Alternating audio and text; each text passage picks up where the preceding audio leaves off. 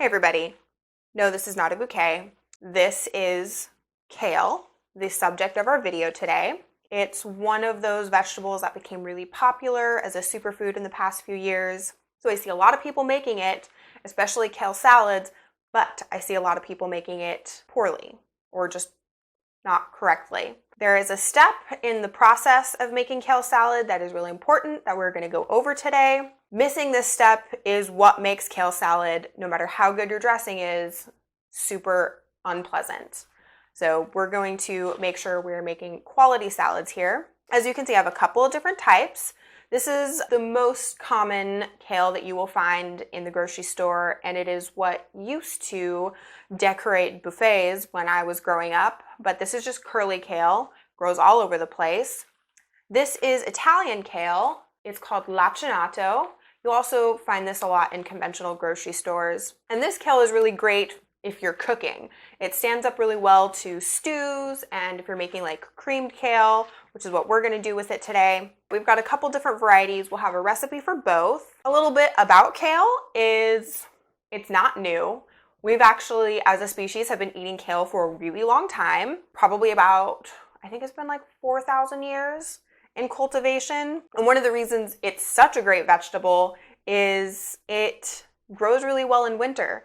So after the summer and the fall harvests happened, a lot of people before refrigeration didn't have access to fresh produce.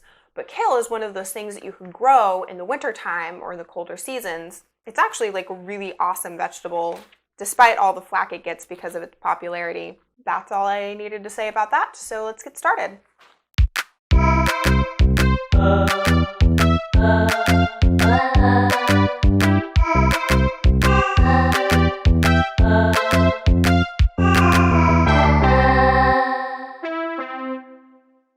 So we're going to start with our salad first, and with our salad we're going to utilize the curly kale.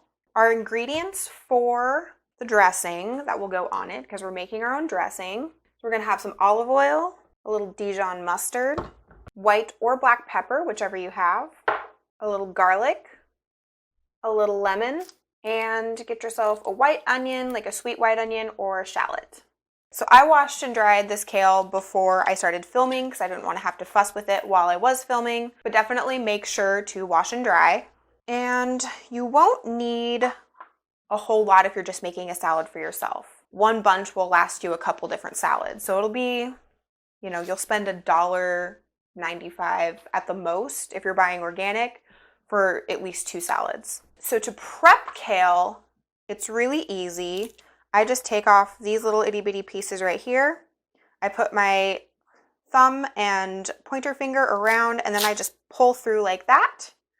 And then I'm just left with the stem. I usually break it in half because it's just easier to fit into the trash bowl. And then the stem goes over there. And then you're just keeping a lookout on for like stuff like this. So I'll probably remove that. Won't want to, and this will save so much time. The first time I was shown this, it was just like heaven, because I used to sit there with a knife and like cut, which doesn't take a whole lot of time, but this is just so much faster.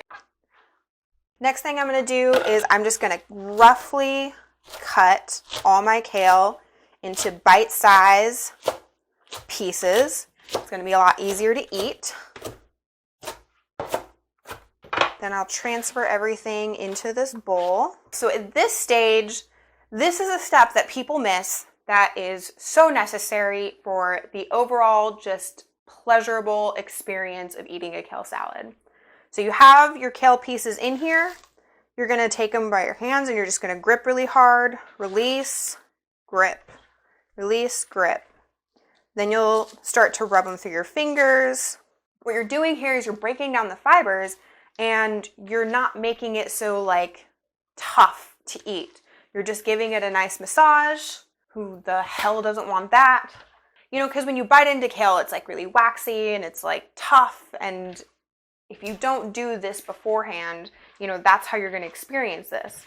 But if you massage the kale, then it's just going to be really soft and easy to chew, and it's just going to be a much better experience.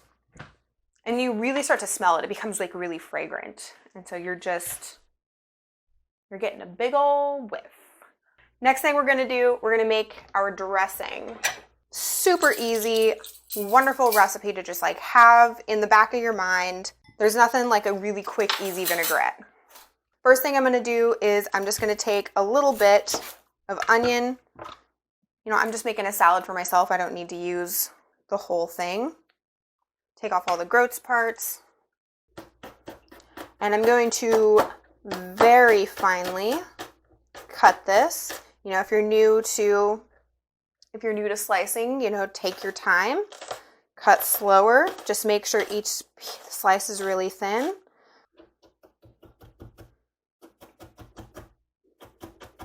And I might actually just go over this a couple times, give it a mince. So all of that can go into our bowl. It's a very oniony forward dressing, which I enjoy. If you don't like onion, you can absolutely skip that. Next, I want a bit of garlic in there, fresh garlic. You know, like I said, I'm just making a tiny little bit for me. I don't need to use a large clove. Peel this off. Then I want to add some lemon zest. I'm going to use the lemon as the acid in this dressing, but you can also use vinegar. Apple cider vinegar works really well with this because we're using the Dijon mustard, and apples and Dijon are just like beautiful. And I'm going to do about half of this lemon. That should be good. I like it really lemony, so you can do less if you want. And then just cut in half. Cup your hand, catch the seeds, and bam. Now we have our Dijon mustard. Make sure to shake it first. Don't just pour mustard out. I'm gonna put a full tablespoon. And we're starting with a pinch of salt. I'll probably put in another pinch because I know I like salt. And then our pepper, just 1/8 of a teaspoon. Going light on the pep. So that's just half of your 1/4 teaspoon. And now I need a whisk. And first, before I incorporate the oil, I'm going to mix all my other ingredients together. Now, if you are just starting out learning how to make vinaigrettes, I highly recommend starting with using mustard or egg yolk. Especially mustard. There is something in mustard that starts with an M that I can never remember that makes mustard a natural emulsifier. And emulsifying something is when you're taking a water-based liquid, so like our lemon juice, and you're mixing it with an oil-based liquid, like our olive oil. So I'm going to add in my oil. We'll start with just a tablespoon at a time. That way we're controlling the amount that might go in there. Free pouring it, you could actually accidentally pour too much. We're going to start very slowly. Tiny stream. And we're going to be whisking the entire time while we're doing it. And this is just going to help force the lemon juice and the oil to combine. And now I'm going to add in another tablespoon. Oops! I spilled a little bit, but that's okay. All right, now you taste it. Always taste your dressing before you put it on your stuff. Okay, it's doing very lemony. I'm gonna add a pinch more salt. I'm gonna add a little bit of sugar. Sugar is just a really great way to help balance out that sourness of the lemon. And then I'll add just a little bit more oil.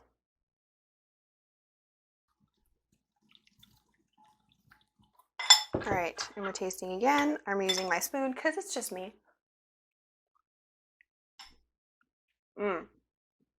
It's really coming along. I'm gonna add quite a large pinch, about that much of sugar, and a little bit more salt. You do not have to follow my salt levels. And when you're adding something grainy like sugar or salt, really make sure that you mix everything together well. Don't leave any sugar granules chilling at the bottom. Those babies are precious. We need them in. the dressing. Hot damn! That's delicious. I wonder if Dan can beat me. That way I can say and get away with it. Okay. Ooh, as I let that sit there was a lot more water in it. And the reason you want that to drain is because it's just going to water down your dressing. Gross. I'm going to re-massage my kale. Just want to squeeze the crap out of it. Now I'm going to glorb this all over. And then I can just use both of these, or I can use tongs, whatever, just to incorporate that dressing. If I am at home and I am making myself lunch, I would eat this. Like, I would leave it in this bowl. This would be my friggin' salad. But if you're making it for, say, friends you're having over for dinner, you know, let's give it a little nicety. Let's give it some zhuzh. Ooh la la. As we know, I'm a huge fan of the garnish. So one, I'm going to garnish with some flaky salt. And if you don't have flaky salt, you can garnish with green onions. You can give yourself a little wedge on the side. I made a whole batch of pickled onions last night. I'm going to throw these on. Just a couple of those. Ooh, mine's like some pretty pieces. Oh my God, that's beautiful.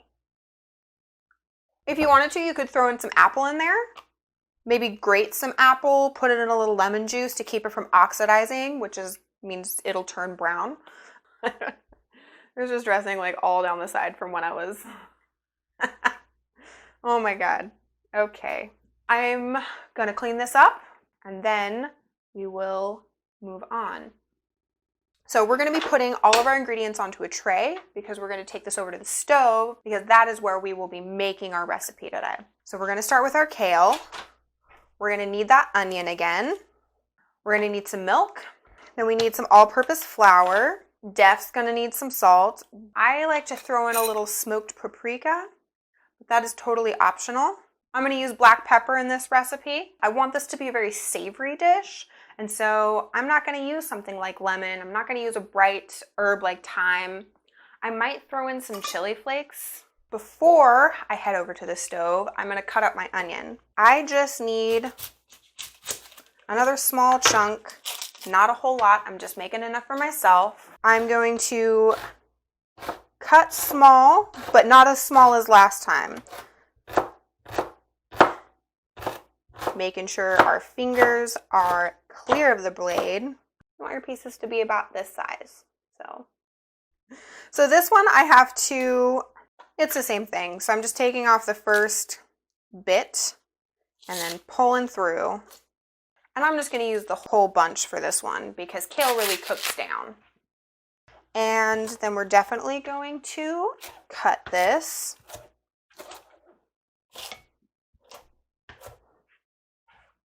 And I'm not going to worry about massaging this kale because I'm not eating it raw. I'm going to be cooking it. So the cooking process will do that for me. Now I will take these 3 ingredients over to the stove with the rest of my stuff. First thing we're going to do, turn on the pan. That's important. I'm going to turn it in between medium and high. No need to crank it. And that's just to really start to heat it up. I am going to turn it back down in a little bit because we do not need it that hot. I'm using a plant-based butter. Obviously, real butter can work too, and we're going to do pretty good amount, so about 2 to 3 tablespoons. We're just going to let that melt. Next thing I'm going to do, I'm going to add my onions. This is one of those things where you have to season every step of the way, so I will season my onions with my salt.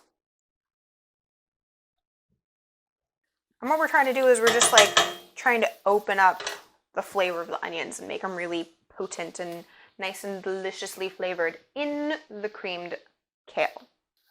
Okay, this is a really good spot. We're starting to see some like translucency in the onions. Now we're going to go ahead and turn our heat down just a little bit below medium. And now we're going to add more butter. What I added was another 2 tablespoons.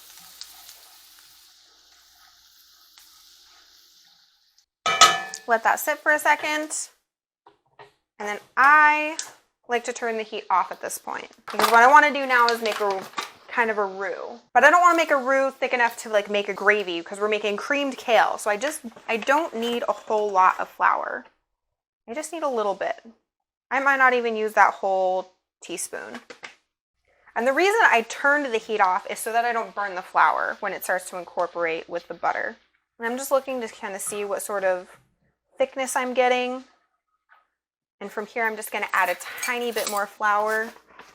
I'm going to turn the heat back on to, again, just below medium. I'm going to add in my paprika. The reason I'm adding in my paprika now, right before I put the milk in, I want it to be able to bloom, which just means I'm opening up the flavor of the spice and making it more pronounced within the dish. I love me some paprika, so I'm going to go a whole half teaspoon. I'm going to mix that around real quick. And I'm not going to measure the milk because what I'm looking for here is consistency. So I'm adding in a little bit of milk right now. We're going to get a lot of sizzling. I'm going to add in a bit more.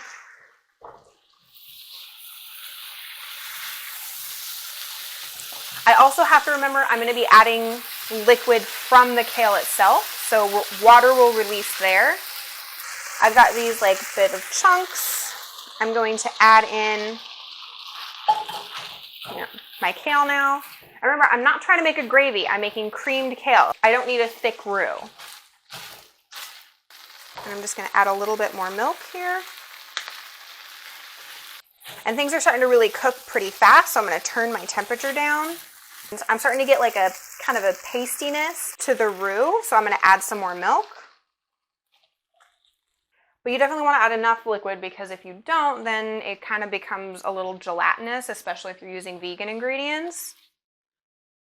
And I'm just going to add a little bit more milk, just a dash, just because we want this really creamy, you know? That is just lovely. Next, I'm going to add my pepper. I'm just going to sprinkle on top just an even back and forth. So before I take it off, I'm going to taste it.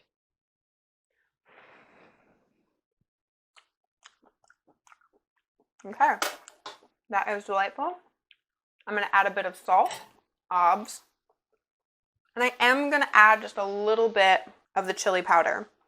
If you have like red chili flakes, that would be comparable to this. But I'm just going to do light sprinkling and just going to add a tiny bit more milk. We are letting the kale cook down now, and we lost a little bit of liquid in that process. So I wanted to just add a bit more back to it, and now I'm going to turn it off. Get this guy into tray. All that lovely onioniness. Oh, that's delightful. Creamed kale is one of those foods that can absolutely be your comfort food. If you've never tried it, I highly recommend it. It is just savory and deep and it's just creamy and like wonderful. It's so good. You should have this in your life. So while we were cooking the other kale recipe, this got to sit and hang out with the dressing on it. So the thing that I learned while cooking in restaurants is if you're making a salad with something that's really hearty, like broccoli, Brussels sprouts, kale, if you get it when it's like super freshly made, the flavors that are in the dressing haven't had time or can't really penetrate into the vegetable itself. And so if you make it like the day before, or even just like let it sit for about 15 minutes and let that dressing saturate into your green or whatever it is you're making your salad out of, it's going to be way more flavorful.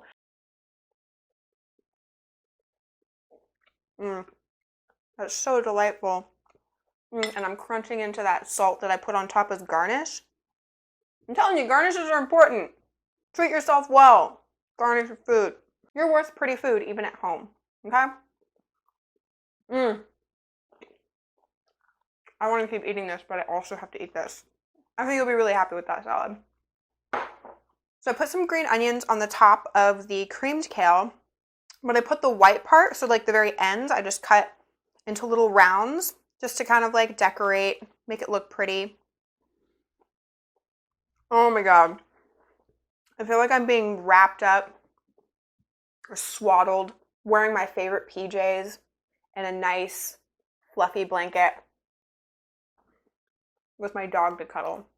That is the feeling that biting into this food gives me. Either of these are worthy of bringing to a dinner party. I mean, both of these things are made out of kale, but they're so different. You could have kale like 3 nights a week, just switching these out. It doesn't feel like you're eating the same thing. If you make any of this, please tag me on Instagram. I want to see what it is you're making and what it is you're adding to this. I would love to see if somebody adds nutmeg to this creamed kale, and I want to know what you think. My Instagram handle is down in the description. I do a cook along on my Instagram page. I do an Instagram live, and then I put it on my IGTV. So that is a cook along, which is where I post the ingredients earlier in the week, and then you have time to go get those groceries, and then we can all cook it together at the same time. So I'm doing it in real time so that you can kind of keep up with me. It's not edited like the show is. All right, I'll see y'all.